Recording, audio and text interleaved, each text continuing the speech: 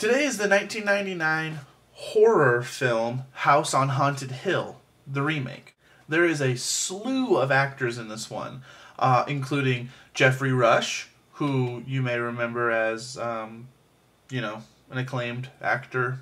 I think he won an Emmy or something for being a pianist or something. Famke Jensen, which you might remember from the X-Men movies. She played Jean Grey, and still think it's lame what happened with her in Part 3. Taye Diggs as the black guy, including lines like, "Damn!" and "Oh, hell no!" So, I mean, he was pretty much like just the stereotypical, they were just like, "Hey, you're black, be black." And he was like, "Aight." Peter Gallagher as Eyebrows Man. Sally Larder's in this movie, and she was in Resident Evil. So it's kind of like I'm playing a game here where I'm connecting all my movies together. Maybe I'll do that. I don't know. And Bridget Wilson, which you might remember from Mortal Kombat, as the only girl who made you think it would be okay if I died that way. If you remember from Mortal Kombat, and you're a guy, you should know what I'm talking about. And then, very out of character is Chris Kattan. The comedian. What's he doing in a horror film? I don't know. But then again, this isn't really a horror film, so it kind of all works. So the basic story is Jeffrey Rush. He is married to Famke Jensen, who plays Evelyn. And they have a very, very, very unhealthy relationship, as in, like, they've tried to kill each other in the past. Anyway, it's Famke's birthday. I have no idea if I'm saying that right, by the way, but I'm going to keep calling her Famke because it's funny. It's her birthday, and she wants to go to the House on Haunted Hill for her party. Why? Because she's kind of messed up in the head.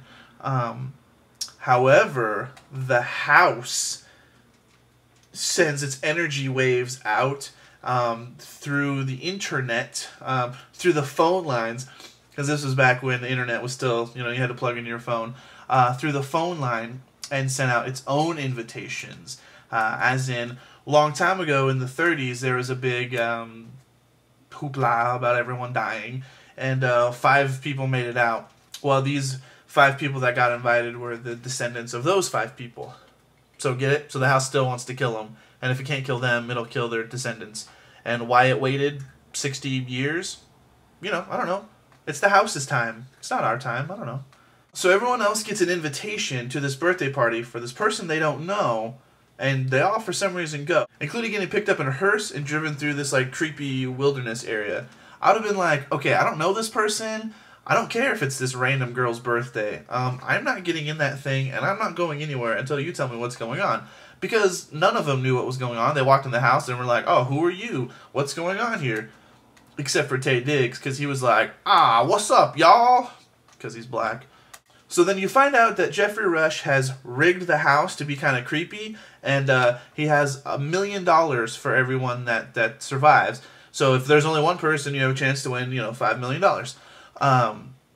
So it's one of those, you have to make it out alive and you get the money. At this point, the house comes to life and kills one girl who, I mean, I don't want to spoil it, but someone dies. And then meanwhile, you have Chris Kattan, who owns this place, the whole time being like, "We're all gonna die, we're all gonna die, we're all gonna die."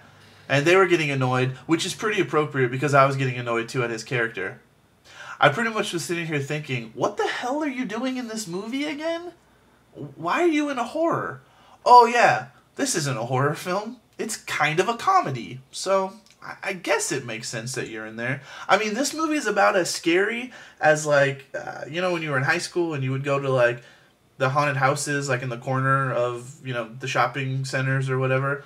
And you would go through and people would be like, "Woo!" And you were like, "Ooh!" This movie's about that scary.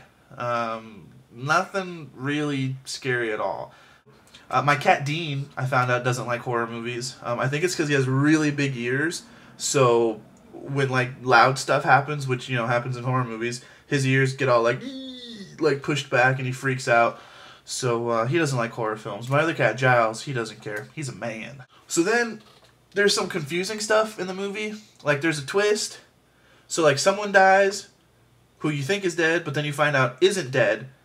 and then she kills someone, but makes the killing of this person look like it was killed by this person, and then this person gets killed, only doesn't get killed, and then comes back to kill this person, only doesn't kill this person, and then when this person's about to die from the house, feels bad and wants to save this person, but doesn't, so this person dies. But for real this time. And then, you know, this like darkness swoops through the house, and that's when they're like, oh, hell no, we gotta get out of here, because Taye Diggs is still alive by this point. So they go running and somehow realize, oh, let's go to the attic, because we've never talked about the attic before, but there must be a way out. And sure enough, there is a way out. So they go up to the attic, and this darkness is coming in, which kind of looks like a dark butterfly moth thing with computer-generated faces inside. And it's supposedly the gathering of all the souls that it's killed, and that's who this butterfly is.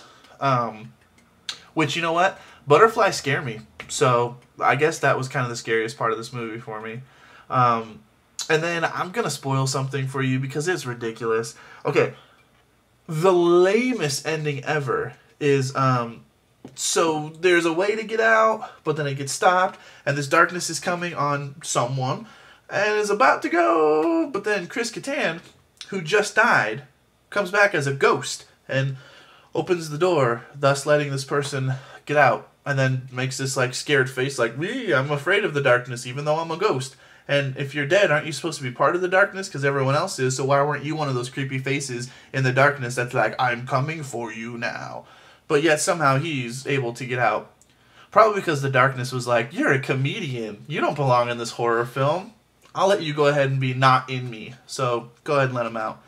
And then it ends very lightheartedly. There's a couple of survivors, and they find somehow the $1 million checks was able to escape as well. And they're on top of this big thing, and they're like, how do we get down? That's the end. And you know, the sad thing about this movie is they really wanted to be a horror film. Like it's got a Marilyn Manson song in it. You know, they had this part. It's when the house was going through the internet, and it was like, "Sweet dreams are made of these," and you're like, "Ooh, it's a horror film because Marilyn Manson's in it." Nah. I wonder if Marilyn Manson just wanted the money, or if he actually read the script and was like, "This is a really scary script." Because if he thinks it's scary, instant loss of creepy credibility for Marilyn Manson. So all in all, House on Haunted Hill, the remake.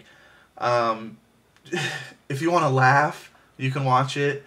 If you want to see Chris Kattan attempt to be in a horror film, watch it. Otherwise, I probably wouldn't.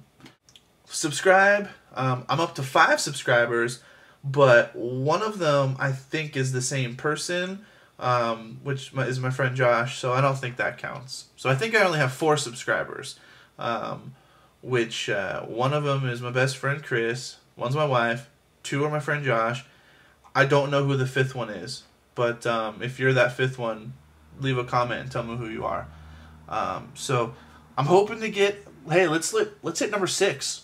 How does that sound? Just go to YouTube and subscribe, and leave a comment. Let me know what movie you want me to watch next, because I like to watch movies, and I like to talk about movies. So let's talk.